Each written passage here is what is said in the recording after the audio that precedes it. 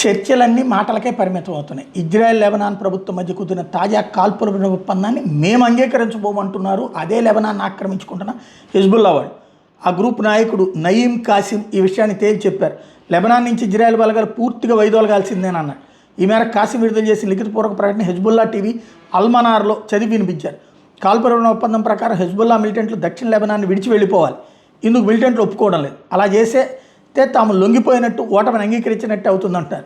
శత్రువుకు తలవంచబోమని తేల్చి చెప్తున్నారు. దురాక్రమణకు ముగింపు పలకాలని, లెబనాన్ నుంచి వైదొలగాలని ఇజ్రాయెల్ని కాసిం డిమాండ్ చేశారు. దురాక్రమణ కొనసాగుతున్నంతకాలం ప్రతిఘటనను విరమిస్తామని ఎవరికి హామీ ఇవ్వలేమని స్పష్టం చేశారు. కాల్పుల విరమణ అమల్లోకి రావాలంటే ఇజ్రాయెల్ వెనక్కి తగ్గాలన్నారు. హిజ్బుల్లా గ్రూప్ ఇరాన్ మద్దతు ఇస్తుందని.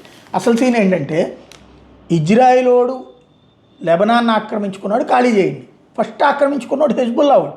హిజ్బుల్లా వాడు లెబనాన్లో ఉన్న పార్కులని పక్కన పెట్టేసి ఆక్రమించుకుని అక్కడి నుంచి ఇజ్రాయెల్ మీద దాడులు చేస్తుంటేనే ప్రతిగా ఇజ్రాయెల్ వచ్చి అక్కడ హిజ్బుల్లాని అంతం చేయడం కోసం అక్కడ దాడులు చేస్తుంది. వీడు మళ్ళీ నీతులు చెప్తాడు.